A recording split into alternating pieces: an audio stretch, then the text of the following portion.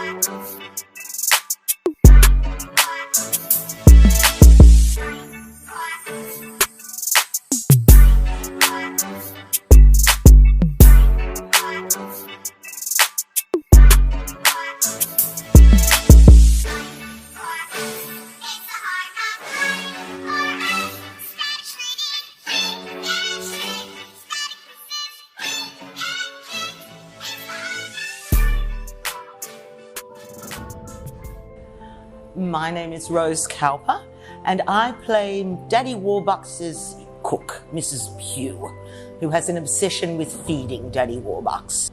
Right, so my name's Robin, or Robs, or Robsy Pops.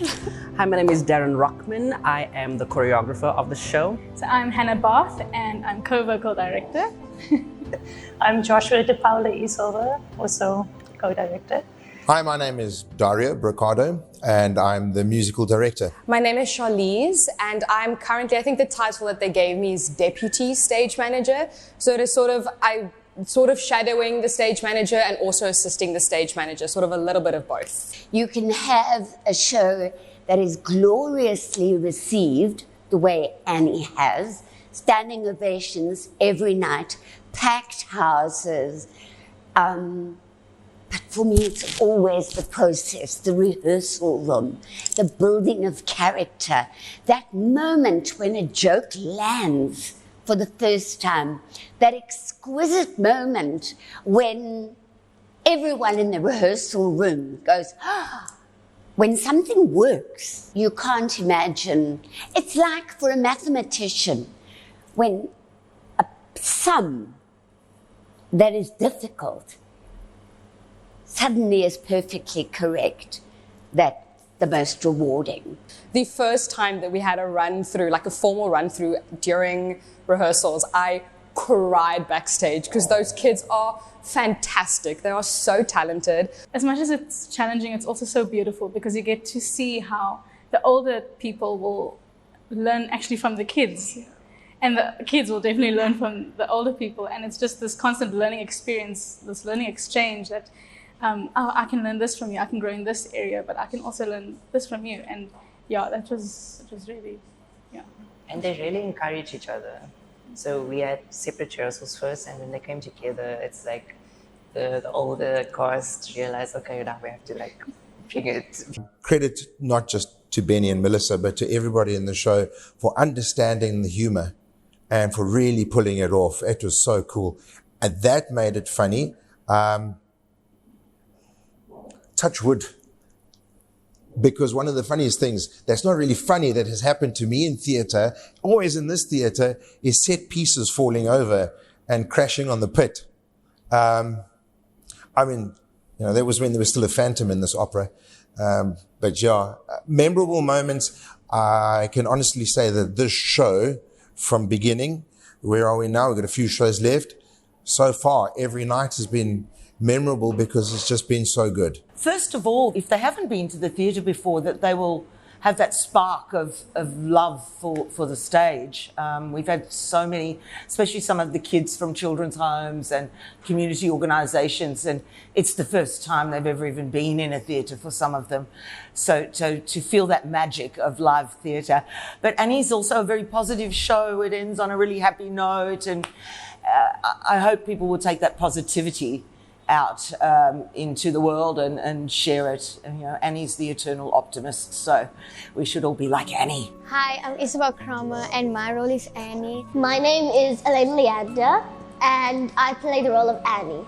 I'm Benny Haber. I'm a part-time amateur performer, although I've worked professional, and I am playing one of the leads in Annie. So my name is Melissa Leander, and I play the role of Miss Hannigan. I'm very nice. I'm not that sassy, and I'm not cheeky like at all. So Annie is like a very tough person. She stands her ground and she doesn't like people speak bad about her, especially in the orphanage. So what's so special about Annie and being part of this production? Not a lot of people may know it, but about 14, 15 years ago, I was part of PMAD's rendition of Annie, directed by Greg Everard, and I got cast as Rooster. So it is so nice to redeem myself after all these years, because now I don't only have more theatre experience, but I have more life experience as well. And yes, playing the baddie, why not? I actually don't think I have anything in common with Hannigan, other than the fact that we are both women. Like, she is like the opposite of me completely. Like, I've never been drunk in my life. She's also always buzzed. So I was literally like, when I was driving in the street, I would like, if I saw a drunk person, I would be like, watch that person, like take a mental picture. How are they walking? Like, are they like two-stepping? Are they? And then Hannigan is mean. Oh, I think I might have something in common with her. She comes across as quite mean, but she's actually soft on the inside. Like when Rooster says, you know, they're going to kill Annie, like that for the first time you see that like softness come out of her, where she doesn't like the kids, but she doesn't want anything to happen to them. But actually taking that, working with the character and developing that into something that didn't exist before is a lot of fun. It's actually very fulfilling.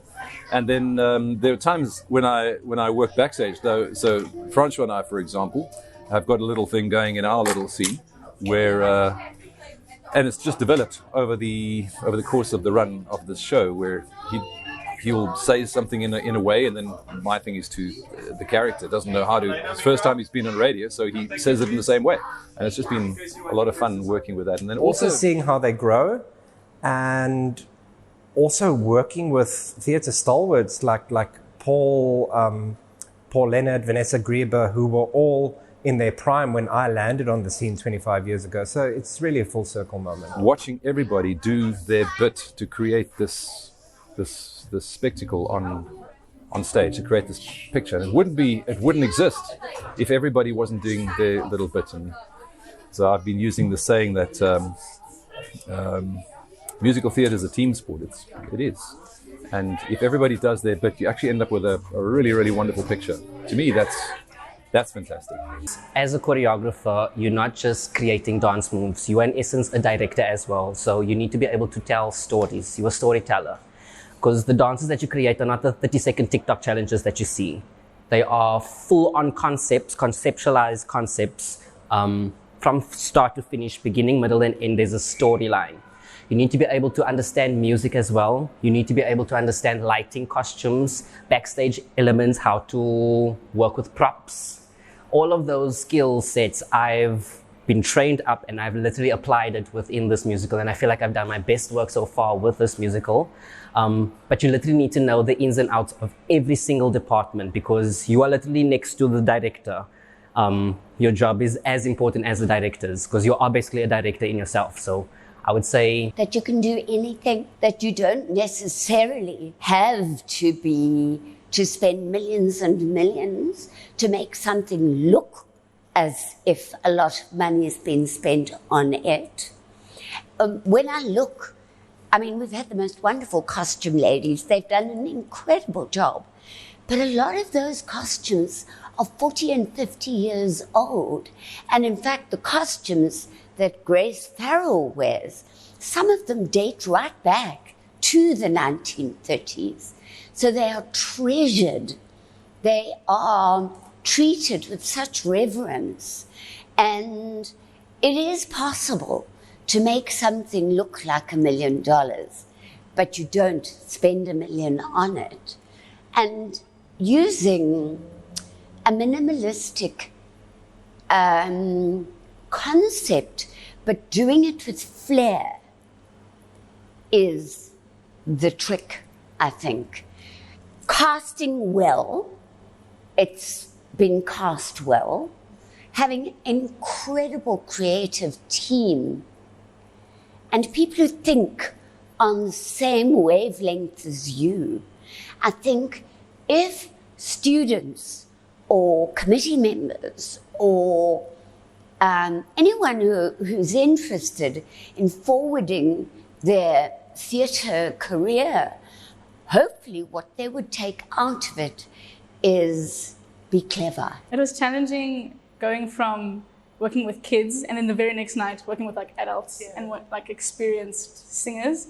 You really just had to adjust. Kids are so much more different to work with, and then the adults, I think that was quite tricky to navigate. When you are on a headset speaking to like your tech people, they require information in such a specific way, and then you get your backstagers that are in a completely different WhatsApp group, and figuring out how to communicate that, again, comes down to the communication from the SM, but really it's building a routine with them. Like when I look at how we started off this run, we were still a little bit like all over the place backstage. Like we knew what had to happen and it happened, but only after like the first week did we get into a stride where there was a set routine, everyone knew what was expected of them, and now it's just muscle memory. So it's getting that communication. Sacrifice, blood, sweat and tears.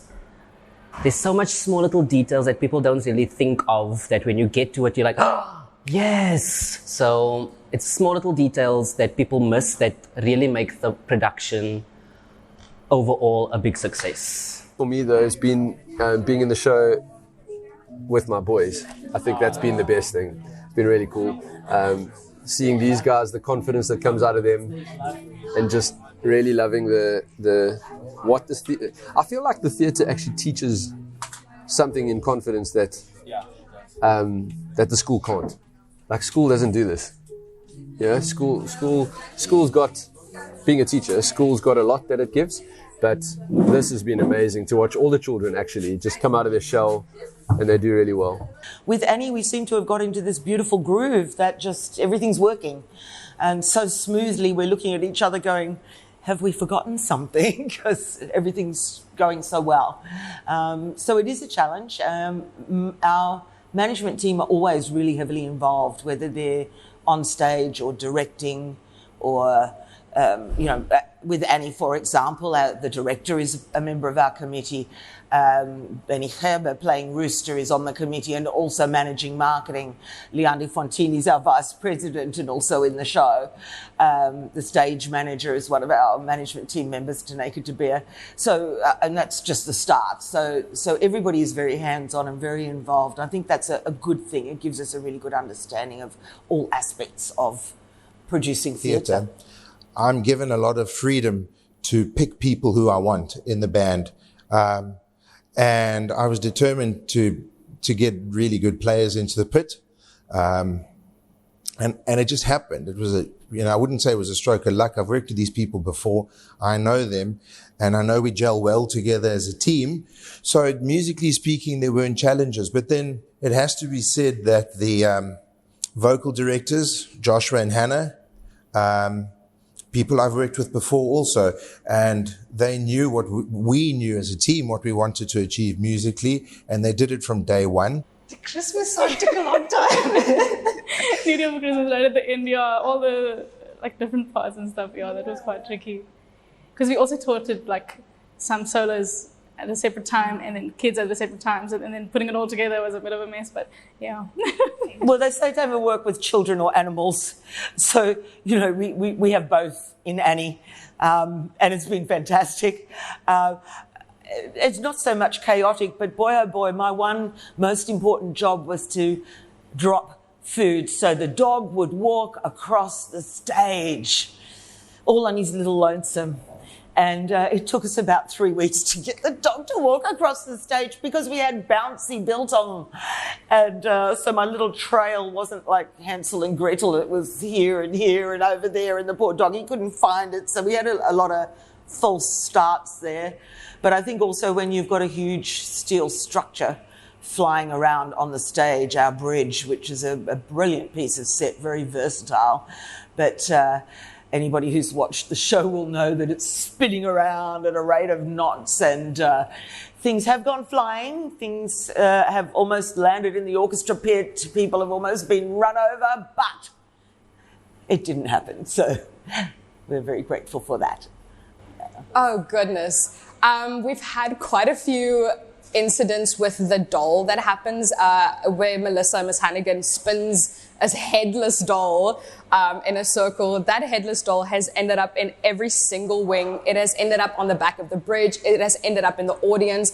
And then going, okay, we need to get that doll off of the stage. So either finding cast members that are about to go on and going, there's a doll on stage, please get the doll off the stage, or seeing if it's hidden enough that we can get like a backstager to like army crawl on stage. We've had quite a few instances with that headless doll that I've had that has made some like very memorable experiences. I think it was within this past week they were filming, and I do this whole majorette marching thing as a butler with a mop, and at one stage, all of a sudden my mop was lighter, and in slow-mo I saw the mop head travel towards Daddy Warbucks' bald head, and I thought he's going to end up with a new wig on his head, which is a whole new deal for Christmas.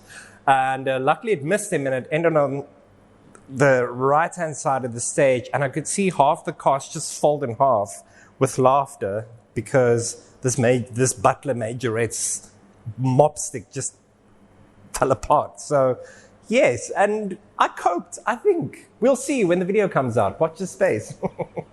Well, Annie has been done countless times all over the world, and Robin had this idea to keep the heart of it and the essence of it, but make it modern and make it fresh. And I feel like I was the best person to help with that because my style, I would say, is new and fresh. Because of my studies and my training, I take inspiration from a whole bunch of things, different styles, and I think that's the reflection of what you can see throughout Annie and Hard Knock Life. And because she wanted something new and punchy, and my beginning of my training was a lot of street dancing, and that you can see a lot of in Hard Knock Life, especially with the stomping and whatnot, and then the oohs and the ahs, and it's like stomp the yard vibes, So like if I think about Hard Knock Life, just watching those little girls just dance around, they actually incredible because I have to sit in the wings during Hard Knock Life a lot, and I sit there waiting to move the set and watching them every night just nail that number, and the vocals, the moves, they just get it right all the time. I mean, it's amazing. Yeah, they're really good. And the first time that I heard them sing it as well, harmonies-wise, it's just amazing. Can't actually believe that that children can be so damn good at stuff. I feel like it was first quite easy because they had to learn it for the audition.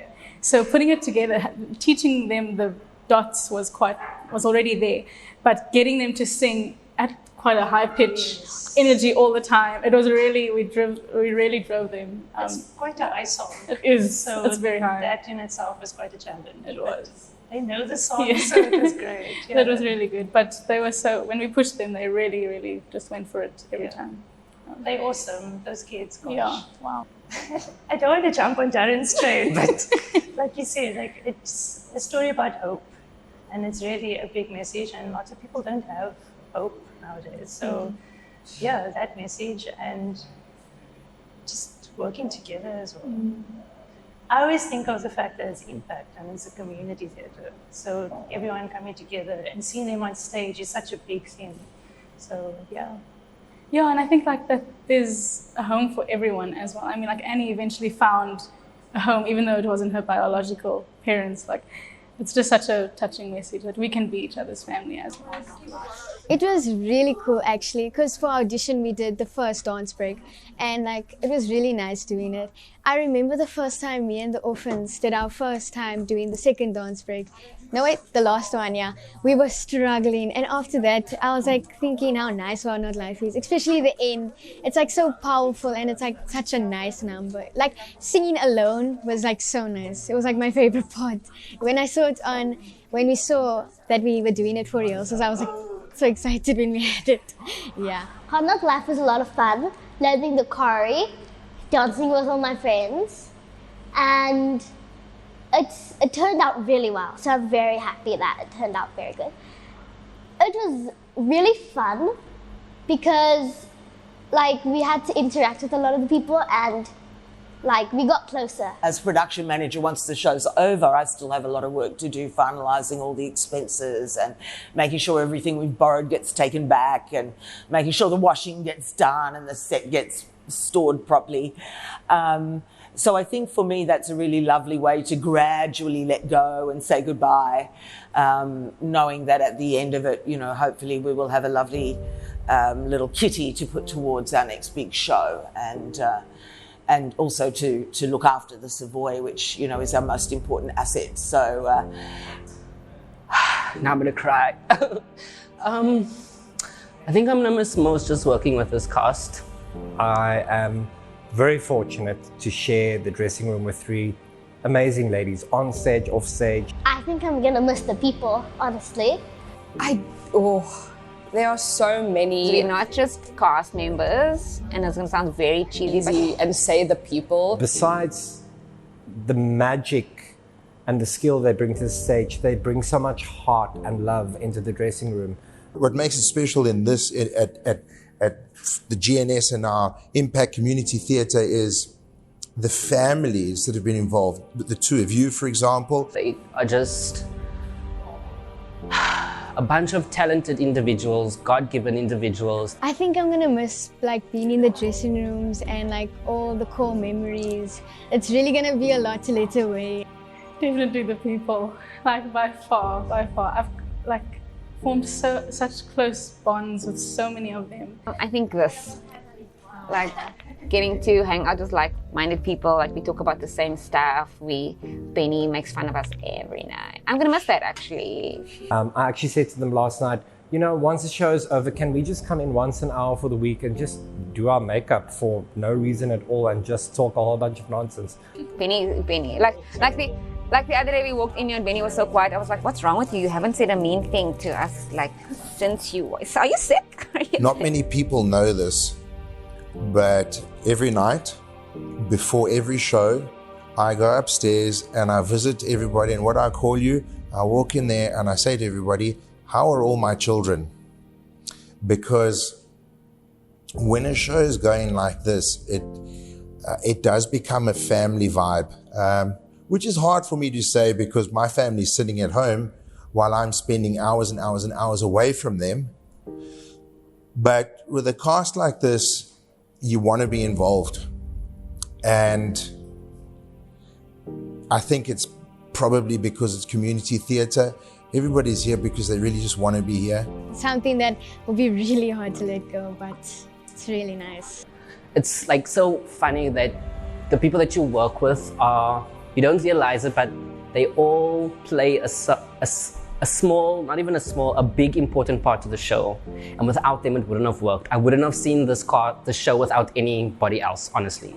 And I think that's what I'm gonna miss the most. It's a completely different vibe. Obviously, you bond when you're in the cast and you are a performer, but there's a very different backstage bond happening because you are there for all of the bad things that are happening backstage, and you really have to work as a team to try and fix things. And really support each other. Some days, because it's a lot of physical labor that you're also doing, so some days someone will be like, listen, I can't move this thing today, like it's very difficult, I'm achy, I'm sore, and then like being like, that's so cool, dude, I'll support you, I'll go and take over for that, but if you can cover this bit for me, and like really working together as a team to make sure everything on stage looks the same, even if you backstage aren't 100% up to it. So it's the people that I'm gonna miss, and that like community that we've created of your faceless backstagers that you don't see, that are doing such hard work to make sure that that show is so seamless. It'll definitely be the people.